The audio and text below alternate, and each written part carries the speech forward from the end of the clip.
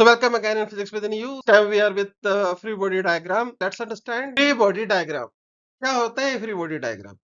पहले इसको समझने के लिए हम एक छोटा सा एग्जांपल लेते हैं। मान लीजिए अर्थ है और अर्थ के ऊपर मैं टपक गया। अगर मैं अर्थ के ऊपर खड़ा हूँ, एक मोशन अप्लाई हो रहा है कि नहीं हो रहा मेरे पे? अर्थ का रोटेशन, उसको इग्नोर करते हैं। आपको अर्थ पे लगता कैसे है जब आप स्टेशनरी खड़े होते हो? हम उसकी बात कर रहे हैं। तो ना मैं अर्थ बनाने वाला हूँ यहाँ पे। अब अर्थ की जगह क्या करूंगा, मैं एक लाइन ड्रॉ कर दूंगा। अर्थ में ऐसे दिखता है ना, तो वैसे बना दिया मैंने। अब इसमें आप देखिए, मेरा वेट जो है वो अर्थ के डाउनवर्ड, यानी कि मैं जहाँ पे खड़ा हूँ मेरे से डाउनवर्ड लगेगा। पर अर्थ भी मेरे को एक रिएक्शन देगी, उसको नॉर्मल रिएक्शन कहते हैं, जो अपवर्ड लगेगा। और इसी वजह से मैं क्या हूँ, खड़ा हूँ। अगर ये नॉर्मल रिएक्शन नहीं होता तो मुझे इस फोर्स के हिसाब से, जो फोर्स कौन सा, वेट वाला फोर्स, इसकी बात कर रहा हूं मैं। अगर सिर्फ ये होता और ये नहीं होता तो मैं धंसता चला जाता, जैसा दलदल में होता है। वहां नॉर्मल रिएक्शन मिल नहीं पाता है आपको और आप धंसते हुए चले जाते। So this is about wait is neutralised by normal reaction of earth, right. अब इस बात को थोड़ा और समझते हैं। अब मैं यहां से खुद को हटा गया, एक ब्लॉक बना दिया मैंने, बॉडी को फ्री कर दिया। इसको हम ऐसे भी कह सकते हैं, ऐसे भी बना सकते हैं, ऐसे भी ड्रॉ कर सकते हैं। तो यहाँ पे मैंने बॉडी ही खत्म हो गई है, सिर्फ मेरे पास फोर्सेस बचे हैं। तो in reality this is your, what is that, ये क्या है बेसिकली आपका, ये आपका फ्री बॉडी डायग्राम है, ये वाला पार्ट। सो बॉडी है ही नहीं। पर बेटर रहता है कि आप इस तरह वाला डायग्राम बनाएं। क्यों? क्योंकि यहाँ पे ब्लॉक की प्रेजेंस से आपको थोड़ा सिंप्लीफाई हो जाता है, पिक्टोरियल क्लैरिफिकेशन हो जाती है कि काम क्या है। So generally free body diagram हम इसको कह देते हैं। एक्चुअली फ्री बॉडी डायग्राम ये है। अगर आपको इसे समझ में आ जाता है, सिर्फ डायग्राम मतलब नहीं है, सब कोई ब्लॉक नहीं है, सिर्फ एरोज और फोर्सेस के जो भी पॉसिबल फोर्सेस हैं उन सबके एरोज लगे हुए हैं, आप उससे अगर आपका काम चलता है और आपको पिक्चर क्लियर है तो ये best. Otherwise you can draw a block like this things. बिल्कुल एग्जैक्ट बॉडी बनाने की जरूरत ही नहीं है आपको, सिर्फ आपको एक ब्लॉक बनाना है and you can draw some force arrow like this. थोड़ा मैग्नीट्यूड का ख्याल रखें, अगर मान लो नॉर्मल कम है तो छोटा बना दें, ये नीचे वाला फोर्स ज्यादा है तो ज्यादा बना दें। फोर्स जैसा भी है मैग्नीट्यूड के हिसाब का भी ध्यान रखना है और थोड़ा सा डायरेक्शन का भी ख्याल रखना, बस थोड़ा सा, ज्यादा नहीं। तो ये है free body diagram. I hope you understand this thing कि फ्री बॉडी डायग्राम क्यों कह रहे हैं ऐसे। क्योंकि हमने एक्चुअल सिनेरियो जो कि कुछ इस तरीके का था, उसको हमने बॉडी से फ्री कर दिया, इस तरह का कर दिया। इसलिए इसको कहते हैं फ्री बॉडी डायग्राम, जहां पे सिर्फ फोर्सेस होंगे, जो भी पॉसिबल फोर्सेस है उन सबको हम नामकरण कर देंगे, उनका जो भी होगा बता देंगे उसको क्या है, और उसके बाद हम इस पे नेट सम अप्लाई करके न्यूटन्स लॉ अप्लाई कर लेंगे। यानी कि मैं क्या कहना चाह रहा हूँ, मैं कहना ये चाह रहा हूँ आपसे कि बेसिक रूल है इसको करने के। क्या रूल है? पहले तो आप ऑब्जेक्ट्स को आइसोलेट कर लीजिए, फिर उनके फोर्सेस रिप्रेजेंट कर दीजिए और फिर उन पे लेबलिंग कर लीजिए किस तरह का फोर्स है। तो आपको ये समझ में आ गया होगा। इस एग्जाम्पल से ये क्लैरिटी हो गई होगी किसको फ्री बॉडी डायग्राम कहते हैं और उस फ्री बॉडी डायग्राम में आपको क्या क्या करना है। तो एक छोटे से एग्जाम्पल के साथ आपको जब समझ में आ गया है तो थोड़ा सा आगे बढ़ते हैं, बात करते हैं किस तरीके के फोर्सेस हो सकती हैं, उनके बारे में हम जानने की कोशिश करते हैं। वेट पहले ही मैंने आपको बता दिया, डाउनवर्ड एक्ट करता है। तो जितने भी कॉमन फोर्सेस हैं उनमें वेट सबसे कॉमन है। तो वेट को हम कैसे, एरो नीचे डालेंगे और W equal to M, M mass है, M1 भी होता है, कई लोग M2 भी कह लेंगे, कैपिटल एम स्मॉल एम भी डिस्ट्रीब्यूशन के लिए डाल देंगे। जो भी एम है उसमें gravity acceleration due to gravity को आप मल्टीप्लाई कर देंगे। तो फोर्स क्या होता है, मास इनटू एक्सेलरेशन। तो वेट क्या है, फोर्स। अब हम चलते हैं दूसरे की तरफ। दूसरा है नॉर्मल। अभी आपको दिखाया मैंने, अगर आप अर्थ पे खड़े हैं तो सिर्फ इसलिए खड़े हैं क्योंकि अर्थ आपको एक रिएक्शन दे रही है, राइट। तो अगर ये रिएक्शन है आपके पास तो उसको हम कहते हैं नॉर्मल रिएक्शन। अर्थ के सरफेस से परपेंडिकुलर एक रिएक्शन, तभी आप सीधे खड़े, राइट। तो ये हो गया आपके पास, क्या हो गया, नॉर्मल रिएक्शन। अब कई बार क्या होता है, आप एक इंक्लाइंड सरफेस पे चल रहे होते हैं, तो वहां पे नॉर्मल रिएक्शन सरफेस के तो नॉर्मल हो सकता है, राइट, पर कितना होगा, ये एक अलग इश्यू होता है, उसको हमें रिजॉल्व करना पड़ता है। ठीक है, तो उसको हम अलग से देखेंगे अगली वीडियो में। इस वीडियो में बात अगली भी रादर नहीं, अगले में मैं हॉरिजॉन्टल की बात करूंगा और उसके बाद मैं मिक्स की बात करूंगा जहां हॉरिजॉन्टल और वर्टिकल दोनों कंबाइन करेंगे।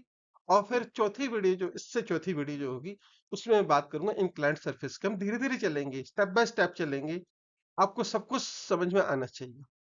राइट, तो आगे चलते हैं। नॉर्मल रिएक्शन आपको क्लियर हो गया। अब आता है टेंशन। अब रस्सी तो आप सबने देखी है, स्ट्रिंग देखा है ना आपने, रस्सी कैसे होती है, झूली झाली सी होती है ना।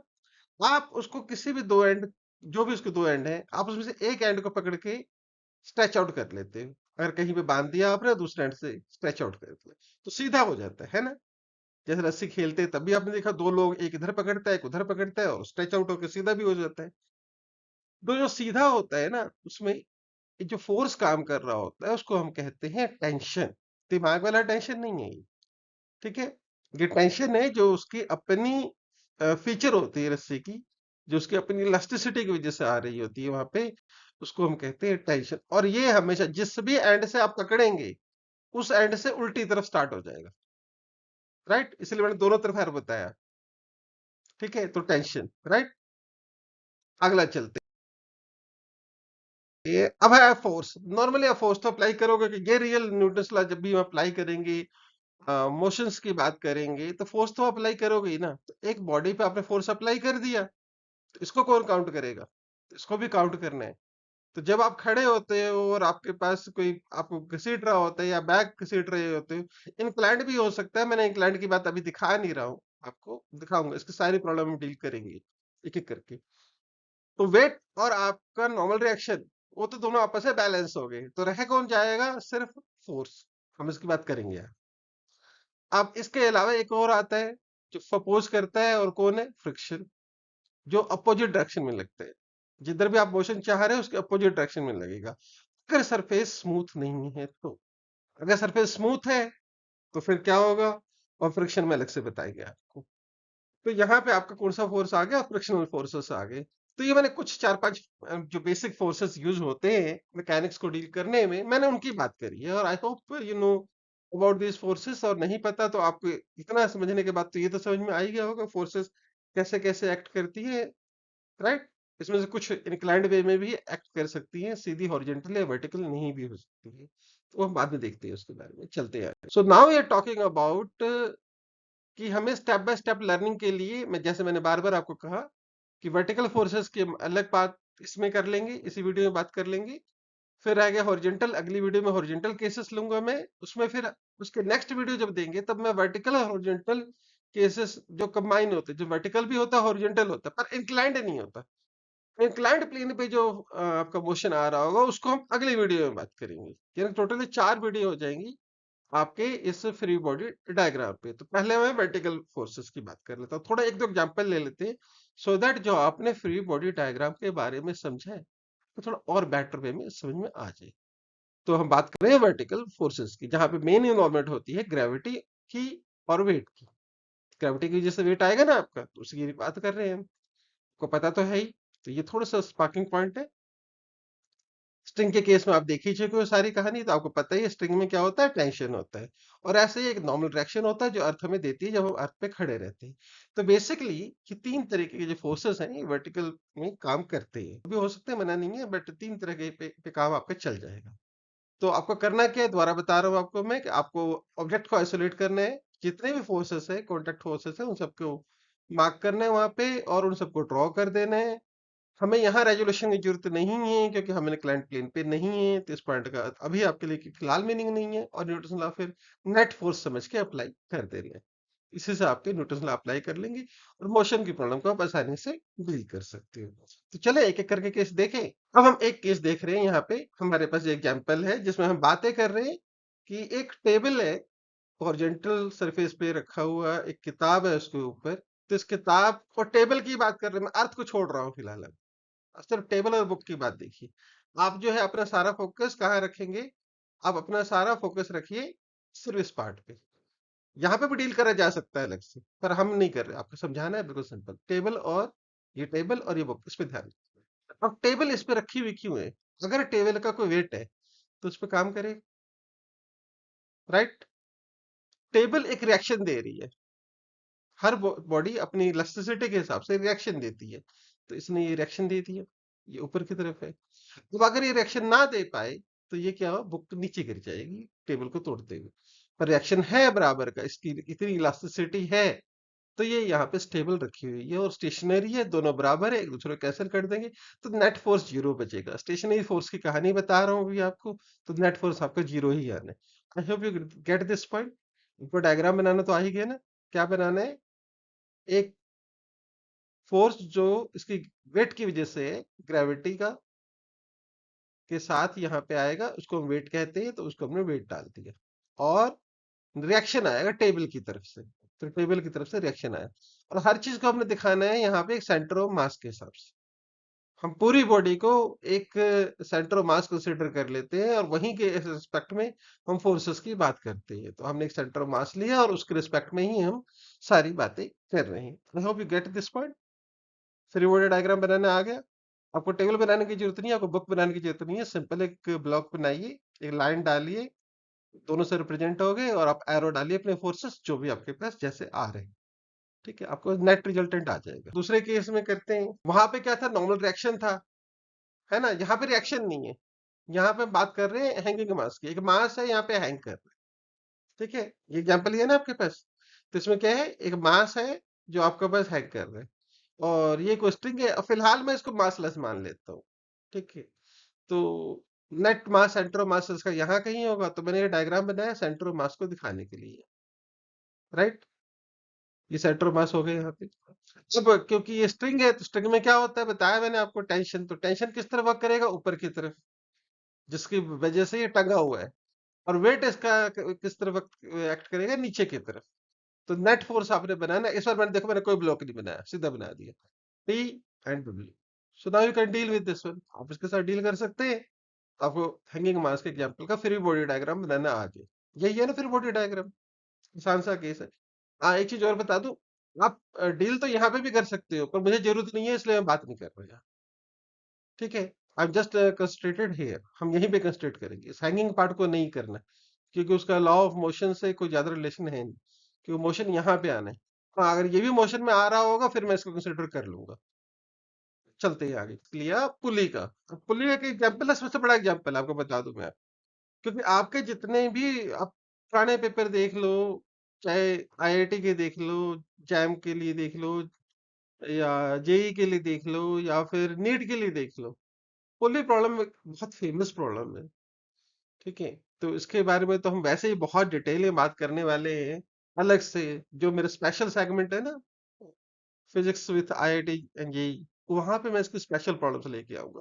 अभी क्योंकि इस सेक्शन में मैं आपको फंडामेंटल ही बता रहा हूँ, तो यहाँ पे मैं स्पेशल प्रॉब्लम्स की लेके नहीं आना चाह रहा, यहाँ पे सिर्फ फंडामेंटल वे में, जिन बच्चों को फंडामेंटल दिखती होती है और शुरू में पढ़ रहे नए बच्चे, उनके लिए है ये, तो उनको समझना जरूरी है। तो फिर समझिए एक एक करके, मैंने सारे डायग्राम आपके सामने इसलिए रख दिए कि आप कहीं पे कंफ्यूजन ना हो। आप देखिए, ये तो आपका सीलिंग है, जहाँ पे भी छत है, वहां से आपने हैंग कर दिया है एक पुली को, हैंग कर दिया। अब ये जो यहाँ पे हैंग करे, इसमें भी कोई टेंशन होगा, राइट। और ये जो दो पुली में ये जो स्ट्रिंग दिख रही है दोनों तरफ, दो मासेस है M1 और M2, जिनका वेट हो जाएगा जी एक जैसा मान लेते हैं, तो W1 और W2 वेट हो गया आपके पास। अब अगर मैं इस वेट को कंसिडर करूं और इस टेंशन को कंसिडर करूं, तो इस वाली पिक्चर में पहुंच जाता हूं। तो वेट कितना है, W1, और अगर ये रुका हुआ है, अगर ये स्टेशनरी है, मान लेते हैं स्टेशनरी रहेगा नहीं रहेगा वो अलग इश्यू है, उसके बारे में अलग से बात करूंगा। मान लेते हैं जिस मोमेंट स्टेशनरी है, उस मोमेंट इसका जो वेट है W1, ये T1 के बराबर होना चाहिए, तभी तो रुका रहेगा वो, वरना मूव करेगा, राइट। और जब आपका ये W2 है, जब T2 आपका W2 के बराबर हो जाएगा, जो भी टेंशन है इस तरफ, ये W2 के बराबर हो जाएगी, जिसको हम नाम दे रहे हैं T2 का। समझ में आ गई बात। यहाँ पे जो भी टेंशन होगा अपनी वेट के हिसाब से होगा, और उसको हम नाम दे रहे हैं T1 का। ऐसा नहीं है कि T1 पहले से फिक्स है, जहां पे जाके स्टेशनरी हो रहा है, इसका मतलब है जो टेंशन इसमें जनरेट हुआ, वो टेंशन इसके वेट के बराबर होगा, तभी तो रुकेगा वो। तो इसलिए ये T1 होने W1 के बराबर है। ऐसे यहाँ पे जो टेंशन है वो W2 के बराबर है। तो ये तो हुई बात इस पॉइंट की, राइट। इसको मैं थोड़ा मार्क कर देता हूँ, आपको समझ में आ जाएगी कहानी। मैं यहाँ पे देख रहा था केवल, थोड़ा सा बढ़ा रहे हैं ना प्रॉब्लम, थोड़ी सी टफर करते चली जाएगी। तो ये जो सिनेरियो है ये यहाँ के लिए, तो यहाँ पे हम कैसे देखें, एक सिनेरियो और बनाते हैं, ये वाला, जहाँ पे पुली भी है, ऊपर वाला स्ट्रिंग भी है, नीचे वाला स्ट्रिंग भी है, तो उसके लिए हमने ये वाला बनाया है। यहाँ देखिए क्या हो रहा है, इस केस में क्या हो रहा है। ये है T1 T2, यहाँ वाले से तो हो गया हमारा काम, हमें पता लग गया कि T1 और T2 आ रहे हैं। तो ऊपर जो होगा ये T होगा, और ये जो T होगा ये दोनों का सम होगा, T1 प्लस T2, तभी तो स्टेबल रहेगा ये, अदरवाइज स्टेबल कैसे रहेगा। अब अगर T1 और T2 बराबर होंगे, और वो तब कब होंगे, जब दोनों मास बराबर होंगे, उस केस में ये जो T है आपका, ये ट्वाइस ऑफ दिस हो जाएगा, जो भी यहाँ पे। तो आपको ये पुली प्रॉब्लम समझ में आ गई, फ्री बॉडी डायग्राम कैसे बनाते हैं। ठीक है, ये सबसे इंपॉर्टेंट था, इसको आराम से समझना। अगर दिक्कत आए तो आप मुझे कमेंट में बताना कि मुझे नहीं समझ में आया, तो हो सकता है थोड़ा मैं और आपको समझाने की कोशिश करूंगा उसके विषय में। और पुली प्रॉब्लम के बार बार आनी है तो मैं वहां पे और डिटेल में बता पाऊंगा आपको कि आप कहाँ गलती कर रहे थे और क्या समझने में प्रॉब्लम आती है। नॉर्मली जो प्रॉब्लम आती है मैंने बताया उस हिसाब से, अगर कोई प्रॉब्लम ना आए, कि दो पॉइंट ऑफ व्यूइंग है। एक पॉइंट तो तब है जब मास और स्ट्रिंग का है, एक रिलेशन ये हो जाएगा आपके पास, इसको हम फर्स्ट पार्ट में डील करते हैं। और एक ये दूसरा पार्ट हो जाएगा हमारे पास, जब स्ट्रिंग और पुली का जो ऊपर से स्ट्रिंग है, इन दोनों की बात हो रही है। ठीक है, तो दो केसेस होते हैं, इस तरह से आप पुली प्रॉब्लम को सॉल्व कर सकते हैं। राइट, इसी के साथ मैं आज के वीडियो को यही समाप्त करना चाहूंगा। और मुझे उम्मीद है कि आपको फ्री बॉडी डायग्राम समझ में आया होगा। मैंने कोशिश करी है बहुत आराम से आपको बताऊं, क्योंकि अभी फ्री बॉडी डायग्राम खत्म नहीं हुआ हमारा, हमने सिर्फ वर्टिकल केसेस करे हैं। अभी हमारे पास हॉरिजॉन्टल केस बाकी है, तो जिसको हम नेक्स्ट वीडियो में करेंगे। और उसके बाद जैसे मैंने वीडियो में बताया आपको, दो कंस्ट्रूएंट पार्ट है, उसको भी हम डील करेंगे। बने रहिए हमारे साथ फिजिक्स विद इन यू में। Thanks for learning with वाइजस।